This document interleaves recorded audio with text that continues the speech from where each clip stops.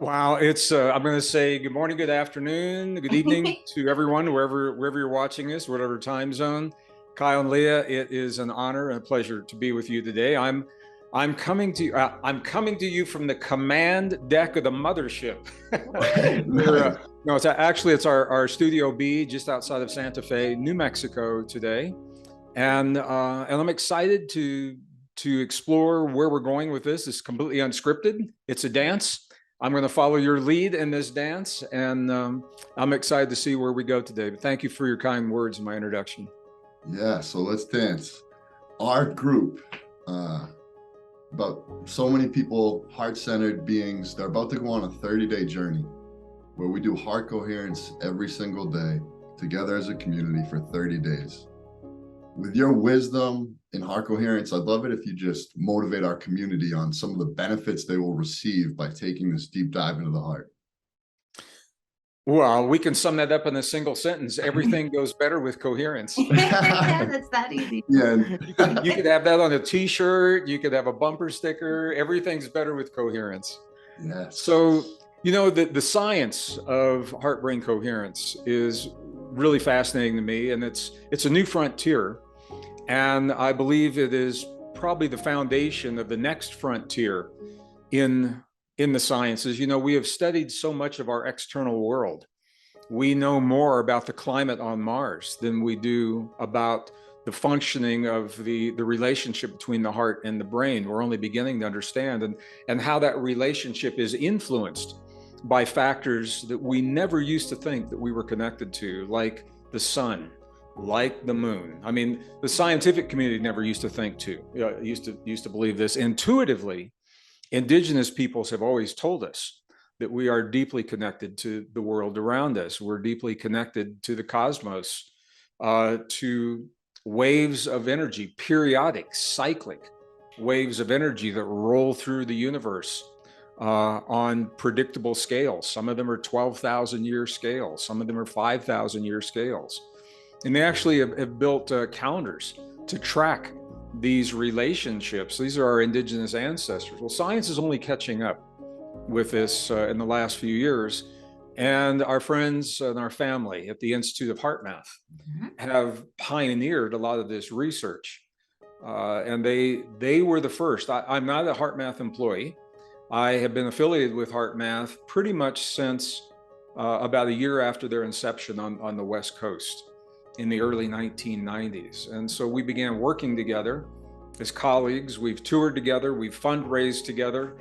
And now in addition to the work, we've become good friends, and I consider them family. And they are pioneering the research into the power of the human heart beyond simply being a pump in the body. You can build a machine to do the pumping. But what we now know is that pumping blood in our bodies, while the heart does it really well, it is possibly the least of what our heart actually does. That the heart is sending the signals to the brain, telling the brain what chemistry to release into the body. And the heart is actually creating hormones that are flooding our body at very specific times in very specific ways. Well, I think one of the big discoveries, when I was a kid in school, 1950s, 1960s, early 70s, I was taught that the brain is the master organ in the body. And we all know the brain's important. We've only got one of them. Obviously, it's important. But what the studies are showing is the brain does what I've just shared, that it actually receives the signals that tells it what to send in the body from the heart. And this is where it gets really interesting, because the heart generates those signals based upon our perceptions, on the way that we feel about our relationship to ourselves, our relationship to the world around us. Do we feel safe? Do we feel a sense of well-being? Are we in constant vigilance? Are we in constant fight or flight? And the beauty of what heart math science is showing us is that regardless of what our answer to those questions are, is that we are unique, as far as we know, in life on Earth anyway. We are uniquely situated and uniquely given the ability to self-regulate our answer to those questions. We don't have to depend upon the world around us for our sense of well-being. We don't have to depend upon the world around us for our sense of safety, because if we do, that's where the suffering comes from. Now, I'm a scientist, primary degree is in the earth sciences, and I'm accustomed to looking at life from a systems perspective, and also from about a 40,000 foot view, looking at big cycles of time. And what the geology of the world tells us is that we are living a unique period in the history of our planet, something we have not seen for about 12,000 years. We have no conscious memory of the kinds of changes that we're experiencing, including geophysical changes that influence the heart. We're also living a convergence of rare cycles that include economy and finance and human conflict, things that we typically do not think about in terms of cycles so much. All these things, and climate, all these things are converging in our lives right now. And the reason I'm saying this is because we've been conditioned to hinge our sense of well-being on the world out there. So, you come home from work and you have a good day, and the kids are in a good mood and they got good grades, and the 401k looks good, and the retirement and the savings for college education, and the neighbors are good. I mean, everything's good, so we feel good. But if any of those things go awry, if our sense of well-being depends upon something out there, we are living a time when out there is in total chaos. And our ancestors told us through the cycles, they knew it would be, because it always is.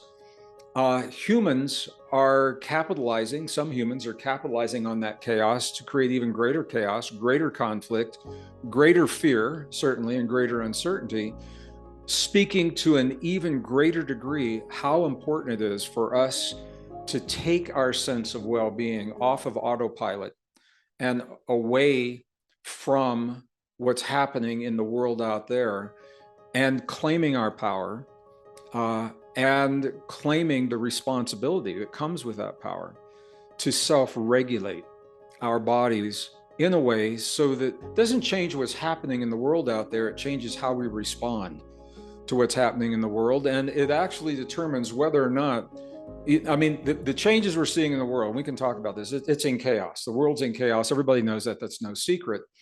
The chaos isn't going to last forever. It's unsustainable. For this little window of time, this brief period of time, the question is, we're in it. And the only way out of it is to go through it. We've got to go through it. Do we go through it with a soft landing as individuals and families and communities and societies and nations? Or do we come through it with a hard landing? And we have the opportunity to determine that for ourselves on an individual basis, what that means to our psychology, to our physiology, to our mental health, to our spiritual well-being. And what we're doing right here, heart-brain coherence, and the science underlying that, is a foundation that allows us to have that choice in our lives.